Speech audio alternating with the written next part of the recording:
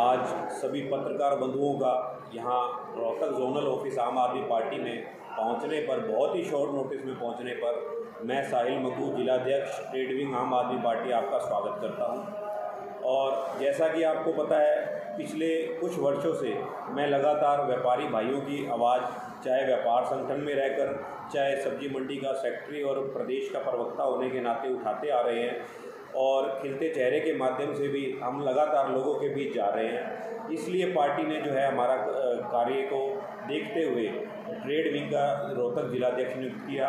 आज हमारे लिए, पूरे रोहतक के व्यापारियों के लिए बहुत ही हर्ष का विषय है कि आज हमारे बीच प्रदेश के, हरियाणा प्रदेश के प्रदेश अध्यक्ष ट्रेड विंग के गर्ग साहब हमारे बीच पहुंचे हैं। मैं इनका यहाँ पहुंचने पर सभी रोहतक के व्यापारियों की तरफ से स्वागत करता हूं, धन्यवाद करता हूं। आज का प्रेस वार्ता का हमारा विषय एक तो संगठन विस्तार है, क्योंकि कुछ समय पहले, लगभग 15 दिन पहले, आम आदमी पार्टी ने प्रदेश के अंदर लगभग 1150 जो है हमारे नियुक्तियां की हैं प्रदेश के अंदर, और उसी तर्ज पर हमारे जो प्रदेश अध्यक्ष जी हैं वो पूरे हरियाणा के अंदर अपने व्यापारी साथियों को जोड़ने का काम करेंगे। उनकी क्या क्या तकलीफ़ें हैं, किस वजह से हमारा जो आज हरियाणा प्रदेश है वो बेरोज़गारी में नंबर 1 हो चुका है, उनकी व्यापारियों की समस्याएं क्या हैं, उनको सुलझाने का काम करेंगे। क्योंकि देखो, रोज़गार सृजन जो होता है वो 3 तरीके से होता है, या तो कृषि के माध्यम से, या नौकरियों के माध्यम से, चाहे वो सरकारी हो चाहे प्राइवेट हो, ठीक है, या फिर जो होता है व्यापार के माध्यम से। आज हरियाणा प्रदेश के अंदर प्रचंड बेरोजगारी चरम सीमा पर है। प्रचंड बेरोजगारी होती है कि भाई किसी काम को करने के लिए परिवार के 2 सदस्य चाहिए, लेकिन 2 और बड़े हो गए, बच्चे बड़े हो गए, उनको नौकरी मिल नहीं रही, वो भी उसी तरह उसी खेती में आ जाते हैं। उनका काम नहीं है, काम उनका चल रहा है, उनका खेती चल रही है, लेकिन वो भी एक तरीके की बेरोजगारी है। नौकरियां सरकार निकाल नहीं रही। अभी पीछे एक पत्रकार बंधु मुझे बता रहे थे आज कि मोदी जी ने डिक्लेयर कर दिया कि अब देश के अंदर कोई नियुक्तियां नहीं की जाएगी। अब तीसरा सेगमेंट हमारे पास बचता है कि व्यापारों का किस तरह से बढ़ोतरी करी जाए, व्यापारों के माध्यम से किस तरह से लोगों का रोजगार सृजन किया जाए। हमारे प्रदेश अध्यक्ष जी का मानना है कि जब 2024 में आम आदमी पार्टी की सरकार बनेगी, हरियाणा प्रदेश के अंदर लगभग 3 गुना व्यापार उद्योग को बढ़ोतरी होगी, और उससे जो है हरियाणा प्रदेश के बच्चों को रोज़गार मिलेगा।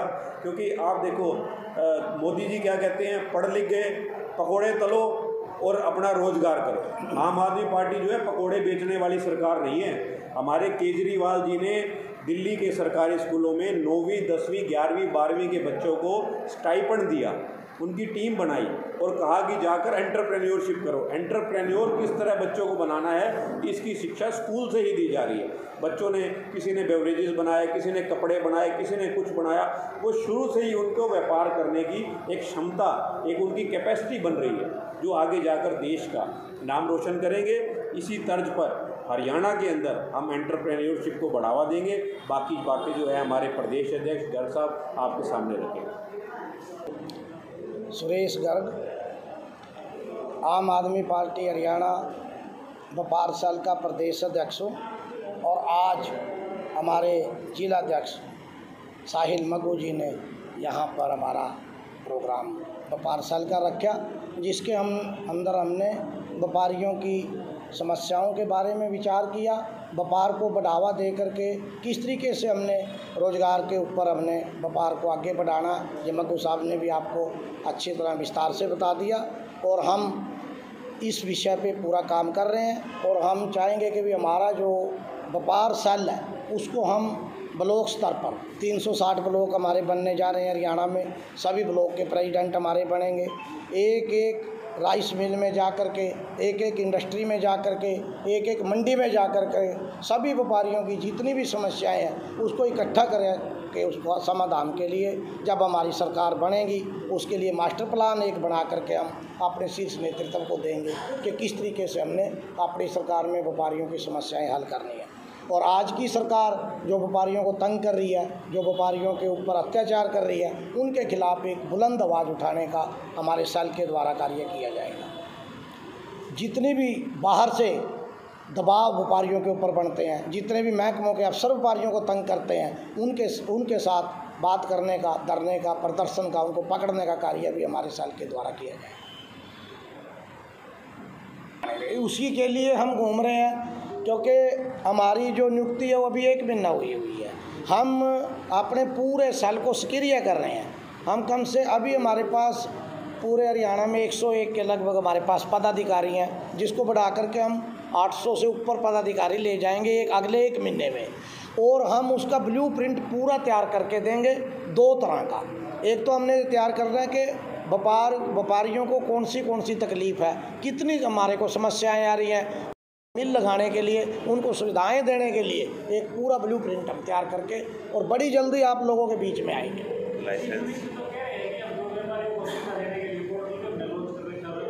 अब बताओ, आप ही बता दो कौन सी सुविधा दे रहे हैं। GST वालों के जगह जगह आज के दिन नोटिस आए पड़े हैं। राइस मिल वालों ने, आप लोगों को पता होगा, पीछे अनशन रखा था। उनका मतलब आदमी भी मर गया होता जी, उसको उस वक़्त उठा दिया। आपके सामने कितने केस आ गए जी, 3 तो आ चुके हैं। एक तो व्यापारियों का आ लिया, जिससे झूठा वादा करके अनशन तड़वा दिया, मुड़ के ऊपर उसके ऊपर कुछ भी नहीं किया। किसानों का आपके सामने सरेआम आ गया। किसानों का पूरा आंदोलन MSP देने के लिए वादा करके हटवाया। क्या दी इन्होंने आज तक? खिलाड़ियों के बारे में आप देख लो। अब CM साहब का तो काम है हर वक्त झूठ बोलना, हर बात में तो ये झूठ बोलता है। मनसा इनकी, भाई मनसा क्या बताएं, इन्होंने 10 साल में जो वादे करके सत्ता आई थी, एक भी कोई पूरा किया? अब मनसा तो इनकी ये अभी किसी भी तरीके से हम सत्ता बनाएं, फूट डाल के बनाएं, वादे करके बनाएं, सत्ता बनाने की मनसा इनकी, और वो बना रहे हैं, अपने आदमियों को लाभ दे रहे हैं। जो भी इनके व्यापारी हैं, जितना बड़ा मर्जी आंदोलन खड़ा कर लो, कुछ करते हैं क्या? प्रधानमंत्री ने 9 साल के अपने राज में एक भी प्रेस कॉन्फ्रेंस नहीं की, ये रिकॉर्ड पे है। बाकी प्रधानमंत्रियों की सारियों की लिस्टें आ गई। 300 कुछ नेहरू ने करी हैं, 250 से ज़्यादा इंदिरा गांधी ने करी हैं, मनमोहन सिंह की भी 90 के लगभग प्रेस कॉन्फ्रेंस की बीच में आई। सारों की लिस्ट आ गई, किसने कितनी करी है, इसने एक भी नहीं की। उसका क्या कारण है?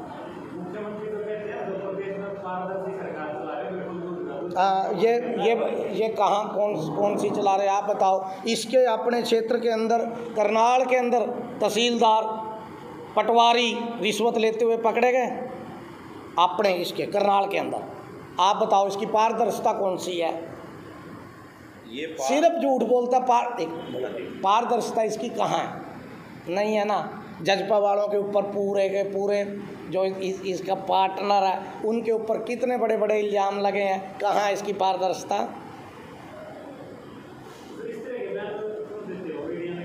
अब ये इसके बारे में देखो जी, ये अजीब किस्म का आदमी है। एक आदमी इसको फूलों का गुलदस्ता दे रहा था, उसके मुंह पे इसने फूल मारे दे करके। एक ने, किसी ने सवाल उठा दिया मीटिंग में, कहता है इसको बाहर ले जा करके पीटो। एक लड़की ने सवाल उठा। आप मीडिया वाले, आपको तो पल पल की नॉलेज है। ये डिक्टेटर है। चाचा खट्टर की आंखों पे पर्दा पड़ गया। डिक्टेटर है ये, जो इसके मुंह में आता सो बोल देता है। इसको ये तो 75 सीटें भी ला रहा था। 2019 में 75 सीटों की बात कर रहा था। एक कोई पंडित था बेचारा, उसको कहता है, आपको याद होगा, कहता मैं कुहाड़े से तेरा सिर काट दूँगा। 40 सीट आई इसको। अब की बार देखना इसको कितनी आएंगी। ये तो साफ है, ये गठबंधन कर ले तो भी साफ है, और गठबंधन ना करे तो भी साफ है।